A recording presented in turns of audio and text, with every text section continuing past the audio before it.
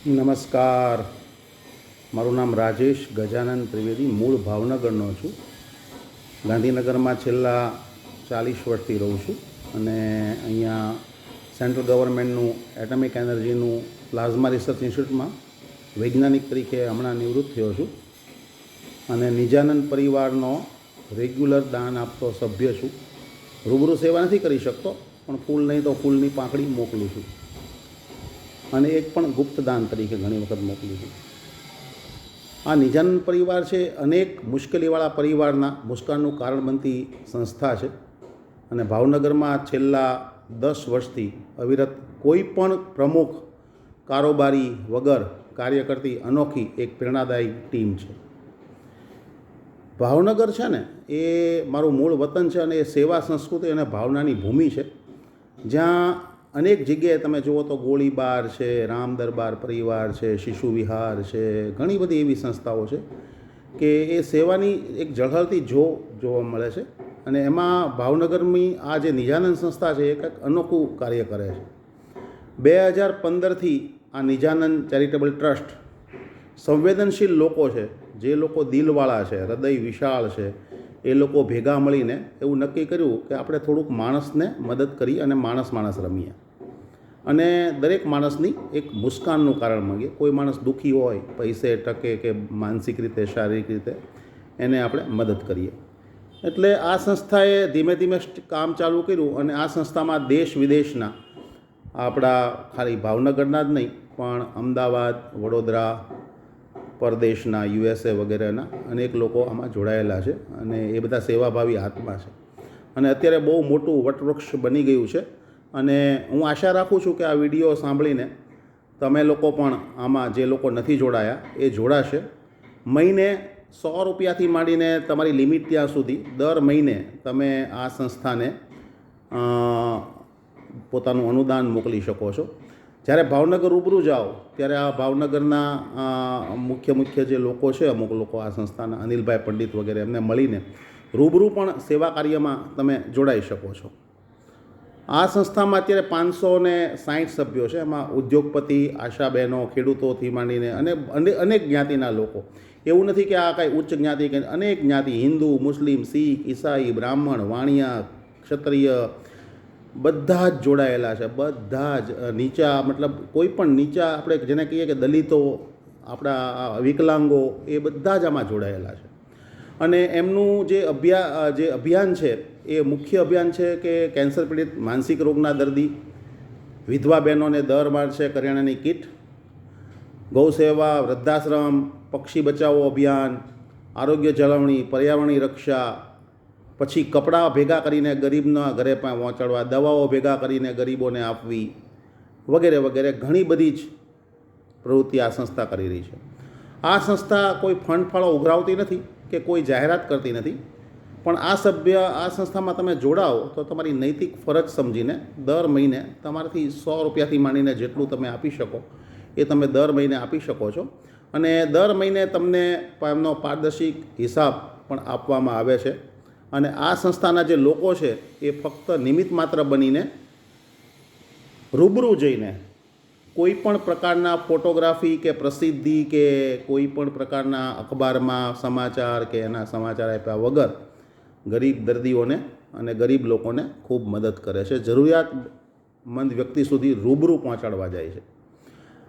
અને આ સંસ્થામાં લગભગ 120 ગામમાં અનેક રીતે ગરીબ લોકો હોય, બીમાર લોકો હોય અને જરૂરિયાતવાળા વ્યક્તિ હોય કે જે કમાઈ ના શકતા હોય, એવા 120 ગામના જુદા જુદા પરિવારને ઘરે બેઠા કરિયાણાની કીટ આપે છે.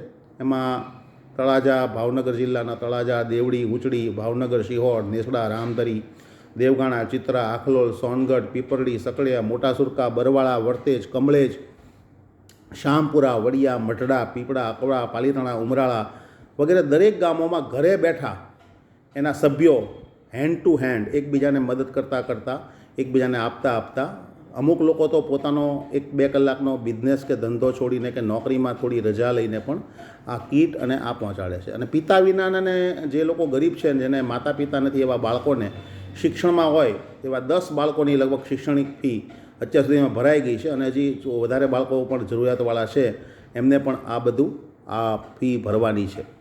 અને તાજેતરમાં જ આરોગ્ય વિભાગ દ્વારા ઓછા વજનવાળી જે કુપોષિત સ્ત્રી છે, સગર્ભા સ્ત્રી, એમને સુખડી વિતરણનો પ્રોજેક્ટમાં પણ આ પરિવાર સહભાગી બન્યો છે. એક શિહોર તાલુકાનું ભાનગઢ ગામ છે, એને આ સંસ્થાએ દત્તક લીધું છે. ત્યાં આરોગ્ય, શિક્ષણ, પર્યાવરણના કાર્યો આ સંસ્થા કરે છે. આ સંસ્થાનું પૂજ્ય મોરારી બાપુ, ભાવનગરના યુવરાજ વગેરે સન્માન કરીને એની એક હૂંફ પૂરી પાડી છે. અને આ સંસ્થા દ્વારા એક અલગ રીતે સત્યનારાયણની કથા, રામ દરબાર, હનુમાન ચાલીસા અને ડાયરા જેવી કાર્યક્રમો કરીને જે રકમ ભેગી કરે છે એ રકમ કોઈ પોતાના માટે ન વાપરતા કે સંસ્થા માટે ન વાપરતા લોકોને એ ઉપયોગી થાય એવા માનવતાના યજ્ઞમાં આ કામ કરે છે. આ સંસ્થામાં કોઈ પણ સભ્ય બની શકે છે. ગુજરાતનો હોય, કોઈ પણ જ્ઞાતિનો હોય, પછાત હોય, સવર્ણ હોય, ધંધો કરતો હોય, નોકરી કરતો હોય, પરદેશ રહેતો હોય, anywhere in India or abroad, ક્યાંય પણ આમાં કોઈ વ્યક્તિ રહેતા હોય એ આ સંસ્થામાં સભ્ય બનીને પોતાનો સહયોગ આપી શકે છે. અને આ માટે જો એમને કોન્ટેક્ટ કરવો હોય તો એક મોબાઈલ નંબર હું આપું છું, એમાં વોટ્સએપ કરીને સંસ્થા વિશેની માહિતી એમાં મેળવી શકે છે. મોબાઈલ નંબર બધા નોંધી લેજો.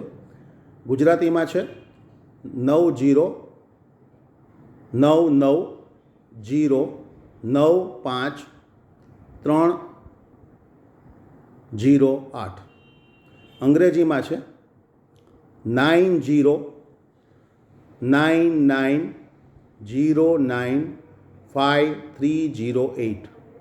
આ સંસ્થા પર આ મોબાઈલ ઉપર તમે જ્યારે વોટ્સએપ કરશો એટલે તમે લખશો કે મારે નિજાનંદ માટેની જાણકારી જોઈએ છે, એટલે તમને એ નિજાનંદ પરિવારની જે પ્રવૃત્તિ છે એની જાણકારી મળી શકશે. તો હું રાજેશ ત્રિવેદી ફરી વખત તમને વંદન કરીને નમ્રતાપૂર્વક આપણા ભારત દેશના ગરીબોને મદદ કરવા માટે, અને પણ જરૂરિયાતવાળા, કારણ કે સંસ્થા છે એ થોડુંક પહેલેથી નિરીક્ષણ પર કરે છે કે ખરેખર જરૂરિયાત છે કે કેમ, એવા લોકોને જ મદદ પહોંચાડે છે. અને ધારો કે મેં દાન આપ્યું હોય તો હું એમ ના કહી શકું કે મેં દાન આપ્યું છે તો હું જેને કહું એને જ આ તમારે કીટ પહોંચાડવાની કે એને જ તમારે મદદ કરવાની. સંસ્થાના લોકો નક્કી કરે છે કે કોઈ પણ ભેદભાવ વગર, કોઈ પણ ભલામણ વગર જેને જરૂર છે એને જ આપણે મદદ કરી શકીએ એવી સંસ્થાની ઊંચી ભાવના છે. તો આપ સૌને ફરી વિનંતી કે આપ સૌ નિજાનંદ પરિવારમાં સભ્ય બનશો. રૂબરૂ જ્યારે પણ ભાવનગર બાજુ જવાનું થાય તો મેં આપેલ મોબાઈલ નંબર પર ફોન કરશો, જેથી સંસ્થાની કોઈ પણ સેવાકીય પ્રવૃત્તિ ત્યારે ચાલુ હોય તો એમાં તમે રૂબરૂ જઈને પોતાના હાથે આ સામાજિક કાર્ય, સારું કાર્ય, સત્કાર્ય, પ્રભુનું કાર્ય તમે કરી શકશો. અસ્તુ. જય સીતારામ. બધાને નમસ્કાર. વંદે માતરમ. ભારત માતા કી જય.